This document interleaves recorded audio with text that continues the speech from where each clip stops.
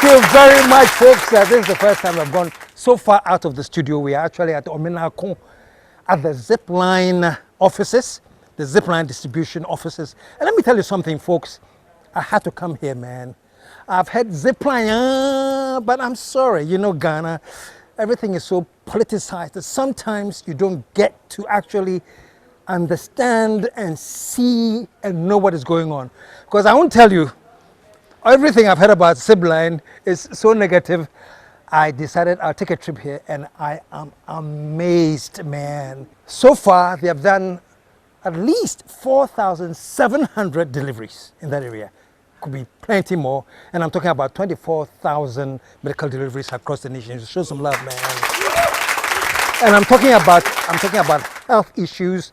Somebody calling from some way back remote area of a snake bite, and they have to fly a snake bite serum by drones to them to get there within minutes instead of hours. And we decided to come here. We're going to be taking you through everything Zipline and how amazing this place is.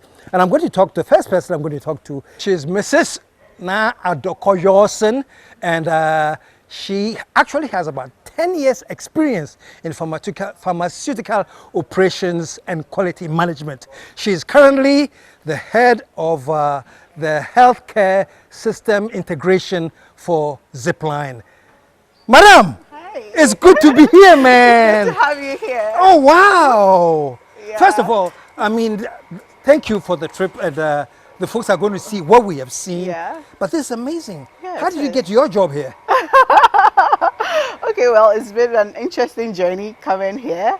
I was working as a vice president of operations regulatory with a local distributor, and I had the opportunity to, I was given the opportunity to serve in Zipline, and I took time off to just go through what the job was about, what Zipline was doing. And I realized that was so much in line with my lifetime career goals. So making healthcare systems available or accessible to people, irrespective of their race, their gender, their geographical location. And I realized that what Zipline was doing was so much in line with what I was passionate about. So I felt that this was the right fit for me. So I just had to make the move to make that possible for us here. Yeah. Wow. And just by what you're saying, I know you're at the right place, because that's exactly what you're doing here. Yes. And I am amazed. The numbers are very, very impressive. Yeah. It was a 4,700? Yes, 4,000, over 4,000. Over 4,000? Yes, it keeps on changing consistently. So we have 4,700 over deliveries done so far. And we were talking about the 4,700 deliveries. I'm guessing some of them must have been emergency situations? Yes, so we've actually done over 870 emergency deliveries. So those were actual patients who were in emergency situations, critical situations, where we had to deliver the product to save their lives. So this translates into actual lives that needed the products at that moment to save their lives. Yes. So, yeah. Wow. Those are the number of patients we've saved. Yeah. And how many distribution centers do you have across the country? Okay, so currently we have 2 active distribution centers. The first one is here in Omenako. You visited us here. The second one is in Asante Mampo, in a very little town called Impenya in Asante Mampo in the Ashanti region. The third one is undergoing final stages for us to start operations, and that is in Wali Wali in another small town called Vopsi. And then the last one will be in Sefioso in the Western North region, yes. And then that's also undergoing construction and will be launched this year. What informed the choice of locations? Okay, so that's a very good question. So when we are trying to set up our centers, we look at where the need is, which places are critical for what the services we offer.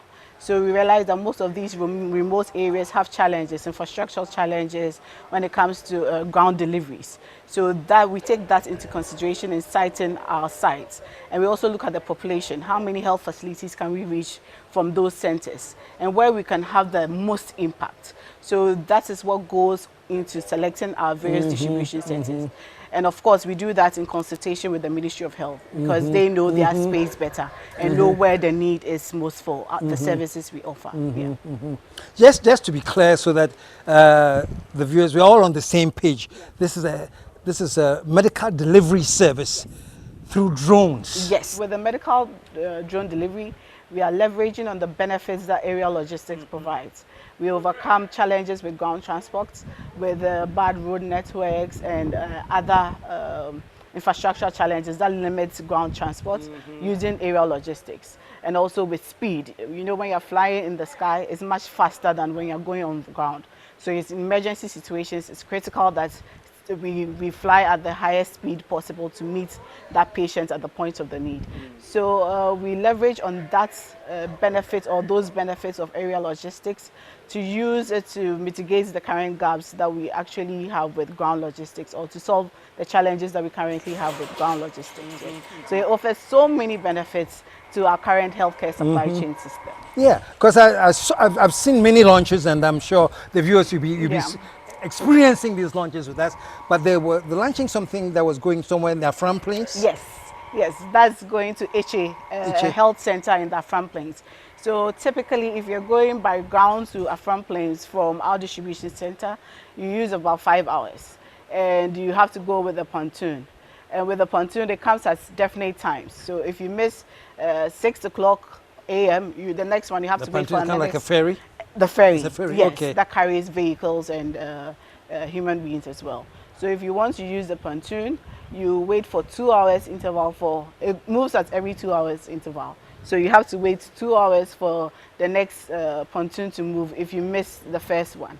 And so calculating all that, bringing all that in place, you could go over 5 hours just to make a transit into the town, the HA town, where you have the health center. So you can imagine what happens in emergency situations. 5 hours drive from here. From then you here, have to wait for the ferry. The ferry. How many hours? Exactly. And so we are able to fly them much quicker, within 50 to 55 minutes. We've delivered the products. We are the location, we've delivered the products, and the health professionals can save the patient's life. Wow. Yes. Wow. So that's HA. So most of our orders come from that side, because the need is there, because the existing challenges that limits the delivery of quality healthcare. And that's brilliant. Something that would have taken almost the whole day to get the delivery done. You put it on the drain within 15 minutes. 15 minutes. Yes, is there. Yeah. And in some cases less. Yes. Wow. Yes. Yes. Wow. Walk us through this. And I've been around and I've seen. So you get a call for the order from a health facility? Yes. From, say, anywhere in Ghana? So what happens is that before we start operations, we actually have to go to the health facility. So our engineers go there, they map out the route, look at where the drop points should be. So if I come to your health facility, I'll ask you, where do you want your packages to drop? Where is convenient for you to pick up your packages when it arrives? So you point out that location to us. Our engineers will map out a route, a transit plan, right from the health facility to our distribution center here. So then it goes to the Ghana Civil Aviation Authority. They look at the route, look at how safe it is, and then they approve the site. Once that site is approved, we go back and train the health facility on how to use our service. What are the use cases? When can they call us? What are the protocols to follow to access the service? Once that is done, we have all those who are mandated to make orders with us. We take their details and we have them in the system. So it's only those mandated that we have their details in our system that can place orders with us. So anybody mandated at the health facility places an order with us through WhatsApp, phone call, SMS, and in some worst case scenarios, email. Yeah. And about how many mandated facilities do you have across the nation? So currently we are serving around 209 health facilities directly, where we directly fly to. But of course, there are some health facilities that are close to these major facilities that we serve, that act as pickup points for these other facilities. Yes. No, I wanted the viewers now to know the extent of the work that goes in. You're talking about 209 facilities. Yes, that we and fly all to. of them, you have had engineers go to map up the exact location where you want the drop? Exactly. Wow. Exactly.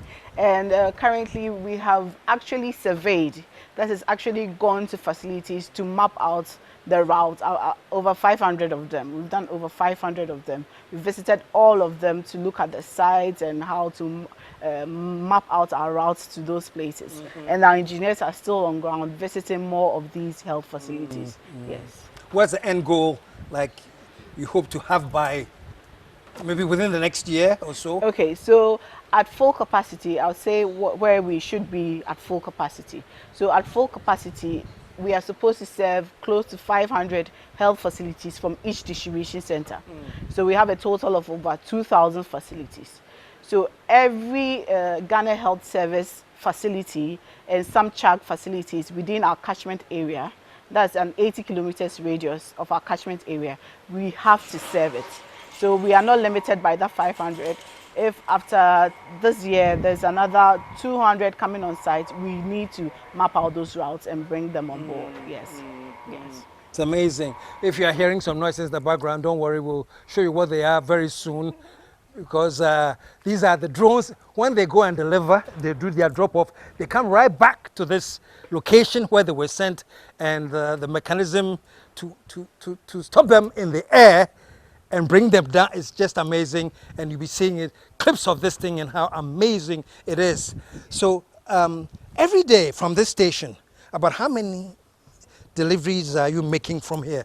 Yes, so we do between 30 to 50 deliveries from our distribution center here. We've done, our highest so far has been over 80 deliveries that we had in one day. 80? Yes, 80 deliveries. We actually did 80 deliveries in a day. But on what's the capacity? How much can you do in the day? In case it's more than 80, you can still... Yes, we do. So the capacity as per our agreements with government is 150 flights in a day. 150 flights a day? A day, yes. And that's just from this center? That's from just the center. So across the country, it's about 600 flights per day. Yes. Delivering medicine? Yes. Life-saving medicine. Life-saving medicine. And where do you get your supplies? Okay, so under the contract, the Ministry of Health has mandated us to carry 148 life-saving critical medications. So 13 of them are blood products and blood components. 10 are all the vaccines used in children immunization. And then the last set are critical emergency essential medical products that are used in critical cases. And so we get our blood products from the National Blood Service. For the southern sector, we get it from the Southern Zonal Blood Service, that's in Kolebu. And then for the central sector, where we have our distribution center in Asante Mampo in the Ashanti region, we get our supplies from the Central Zonal Blood Center under Konfanoshi Teaching Hospital. And then for the northern sector, we get it under Tamale Teaching Hospital under the Northern Zonal Blood Center. So we get our blood products from the National Blood Service, and we get our medical products from our respective regional medical stores. So for our Omenako site, since it's located in the Eastern region, we get it from the Eastern Regional Medical Stores. Yes, and we get our vaccines from the expanded program for immunization. Fantastic, fantastic. Show some love, man. So walk us through some of the various setups you have, because you have the place where they do the packaging. Yeah. And I am told that the parachute packaging that carries the medication are all made by the natives here? Yes, they are. So we have, so let me say we have three main setups spaces in the warehouse, in this distribution center. So the first one is the flight operations area, where we have the drones and where all the maintenance for the drones and all the safety checks for the drones and the launching of the drone and the recovery takes place. And then we have the fulfillment warehouse, where we store all our medical products under the highest quality standard possible. Yes, and so we have that center as well. And I see that it's all temperature controlled. You have to keep all the medication at some temperature. Exactly, exactly, because it defeats the purpose if you're able to deliver, but in the end, what you deliver is not efficacious and doesn't have that higher quality standard.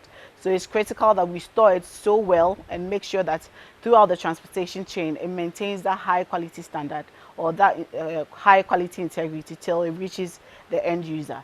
So we put very stringent structures in place to make sure that we are achieving that.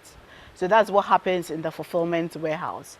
And then the last place where you saw, where we had a lot of the natives there, is where we build the paper parachutes that allows our package to land in a controlled manner. When it delivers. Done here? Yes, all is done here. Yeah, and they are done by highly trained, high-performing team, a very dynamic, high-performing team members that we have here, and they're able to run our operations entirely on their own throughout the year. How did you set up with the, because as I went round, what struck me was the youthfulness of the staff. Do you have an age limit? Like if you're more than 30, you can't work here or something? No. These are very beautiful, youthful, energetic, Yes. vibrant. Yes, very vibrant and energetic. We don't have an age limit, but I think when people see what we are into, the youth are more drawn to what we do because of the technology aspect and the fact that it's life-saving, and the fact that you have the opportunities to be innovative, to think outside the box. There's a new technology that is happening in Ghana and even at large scale in the world. So this is an opportunity for us to be innovative, to think outside the box, to come up with clever or continuous improvement systems, and so the youth are more drawn to such scenarios. So we attract a lot of the young people. Yeah, because I was going through and it's all very young. Then you are. Yeah. Yes, very much so. Yeah. Wow. So why does everybody say you are located at Suhum? Because that's what we thought. I thought we were coming. Yes. I'm sure it's because it's the closest, like, well-known town. Within the stretch. Yes, but it's a very little town, very nice people, a very nice community, and they've lived with us very peacefully here for a while now. Yeah. How long has this been here? Okay, so we officially launched our distribution center, this particular distribution center, in April last year. Yes, so we launched it. So it's been in operation for about, let's say, about 12 months. 12 months. Yeah. Going into, like, since the setup space up until now. So effectively, we've been doing operations for 10 months, but the setup has been ongoing for a while now, since last year, January. And the facility is quite amazing. What do you call these, where the drones are caught? Yes, that's the recovery system. Oh, that's a recovery system. Yes. So that's like a specialized system that allows us to catch our drones mid-air. So typically, if you were to go to the airport and we have to have our drones landing, we'll need a runway. And it will take so long for the drone to land and then decelerate and all that. So because we are in the life-saving emergency situation, it has to be very efficient. So we developed this proprietary system where we catch our drones mid-air, we decelerate it instantly, and we're able to disassemble it and then use it for another delivery. So that's how come we have this specialized system there. Yes. Lovely. Yes. It's actually a sight to behold once you come this far. Yes, it is. Yeah. It is. We have this reaction all the time when people come and visit us. Yeah. They're amazed to see what we're folks, doing. I'm telling you, please, if you can, take a trip. Before you reach Suhum, is it before you reach Suhum? From Accra? Suhum. From Accra after Suhum. Oh, it's right after Suhum? Yes. Okay. Yes. And you see the small sign there that says Zipline. Just come and check it out. Let me ask about this, because unfortunately we're in Ghana and there's a lot of politics in Ghana. And sometimes you get so wrapped up in the politics, it actually clouds, the issue. Because politically, I mean, the word of mouth about Zipline is something, some partisan project, whatever. Yeah. Has that affected your operations here? What's your reaction to this? Yes, so it has to some extent, because you don't have people utilizing the service to its maximum. They don't utilize the service as much as they would have done if they thought it was a neutral project. Because some people will go to the extent of not using the service in an emergency situation because they feel it's an MPP project. But in a situation where you have a patient there, irrespective of whether the person is NDC, NPP, CPP, or from any other party, you need to save the person's life. So this goes beyond it being a political issue, because this concerns lives. This concerns us saving the people's lives, people in remote areas. And funny enough, all the politics happens in the urban areas. When you go to the rural They area, don't have the feel of what is yes, happening here. exactly. Yeah. They are just concerned about their lives. Yeah. They are concerned about having quality health care. So whether it's from NPP, NDC, they don't really, it doesn't really matter much. But when you go up a little, that's when we have the challenges of people not utilizing the services that well because they feel maybe it's a political agenda. Yeah. Yeah. And folks, I'm telling you, that's very, very unfortunate. And if you have a chance, just take a ride and come and see the really amazing work that's going on here. And we're talking about flying drones to areas that, under normal circumstances, will be very, very difficult to penetrate to get medicine to. Those areas, yes. Yeah. We have so many of those examples. So I'll give you just a typical example of one health facility somewhere in the eastern region. Typically, if they have to go for their vaccine supply, they have to go through to their district for the vaccines that they carry. And the road networks are so bad that the health professionals find it very difficult. Sometimes they have to wrap the product severally to do that journey. It takes so long. And for some of them, they shared with us that if it's a market day, they can't even do that trip because there are no means of transportation to do that trip. So it means that everybody coming for immunization on that day would have a challenge getting it, or it will take so long, or they will have to turn those people away. But now, because of Zipline, they can have their vaccination clinics at any time because anytime they need the products, they can get it there. There are also countless examples of pregnant women who are bleeding, who would have done maybe a 3-hour, 5 hours round trip to get the essential blood product that they needed. Or they may have had to go get a patient donor to donate blood for them. So if you are a patient in that situation and you don't have a brother or a sister or a friend who can donate blood to you, the worst thing that can happen to you would happen to you. But in cases like this, doctors are now confident that they can take patients to the theater without even finding out if there's blood in the lab, because they know that once they go in, they're confident that when they call Zipline, we will deliver to them. Even if we don't have the blood type, we have an alternative that would help solve the problem that they face in the theater. So they are more confident in the work they do now. Great, great, great. Well, let's talk a little bit about the safety of the whole thing, because the news we hear in Accra is that they say I'm not crashing. Are you getting crashes? That's an interesting question. So what happens is that because we are in the space of life saving, or we are in the job of saving lives, we don't want to destroy more lives as we save lives. So quality is key, or safety is key, a priority for us in everything we do. So we build high safety features into our drones. So what happens is that our drones don't really crash. If there's an issue with the drone is able to detect on its own and comes down in a controlled manner using an emergency parachute system. So before the drone comes down, and a parachute comes out that allows the drone to land gently onto the ground. So that even if you're on ground and you see the drone coming, by the time the drone comes down onto the ground, you've had time to move out of the path of the drones. Yes. So for our drones, we can give it 3 commands. The first command is for us to go into a hold. So in case there is a military aircraft going through, or there's an emergency system and the air traffic control people alert us about it, we're able to send the drone into a zone, or into a holding zone. So, and the other thing we can do is to ask the drone to return back to our distribution center. If it's not too far off, it can return back on its own to our distribution center.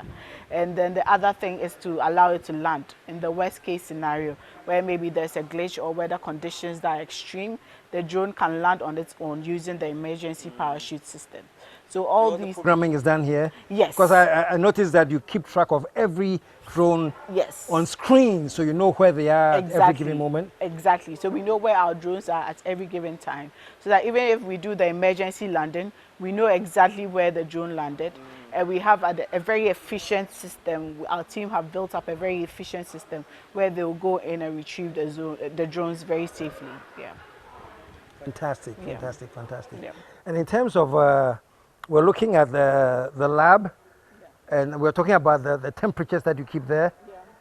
And that's also part of your safety thing, in terms of keeping them at that temperature there. Yeah. So that's one of the systems we build in to make sure that the products are very of high quality. You know, for cold chain products, if within minutes, hours, if it goes out of the right temperature for it, for which it should be stored. They're called cold chain products? Yes, cold chain products. They should always have a specific temperature. So usually some of them are 2 to 8 degrees Celsius. So if they go outside that temperature range for a given period of time, they can become inefficient. So you use it on the patient, but you will not get the desired effect. So it's critical that such products are stored at the right temperatures. And we have all that's built into our quality system here. So that if there's a health facility in a remote area where there's frequent power outages or they don't have power at all, they can still rely on us for high quality cold chain products because we will deliver to them just in time. And I just want to highlight that we've done so many validation studies to make sure that throughout the transportation chain, throughout the time that we put the package in the drone, till it's launched, till it gets to the health facility, that quality or that temperature is maintained. And we've done so many tests to make sure that we guarantee high quality products when it gets to the health facility. Is there a number? Because you see, we stopped by today and came to visit. Yeah. Is there a number you can give out anybody on the way traveling? Please stop by and they're free to come and visit. Yes, Yeah? we are actually open for tours. Oh, okay. You can call our community leads and book a tour. You can come with your families. If you're an institution or organization, you want to see what's happening here, you can just give us a call and we'll organize a private tour for you to see our facility. Okay. Yes. Oh wow, that's a wonderful. Yes, it is. What number can they reach you on? Okay, so I'll share with you our community leads number. So that's 024 905 9349. So that's 024 905 9349. So you can give us a call and just pass by anytime for a tour of the facility. And the number is on the screen right now. Call them. I mean, you know, just stop by. Come with your family. Come and hang out. I'm sure they can fly a drone. No, not fly. You can watch a drone. Yes, exactly. Yeah. But please do call and check it out. It's a great thing to see and experience and check it out. Show some love, man. Show some love. Now we're going to take a commercial break. And when we come back, we're going to be joined by Nelson Amo, who's also going to give us some other aspects of Zipline. Stick around, folks. We'll be right back.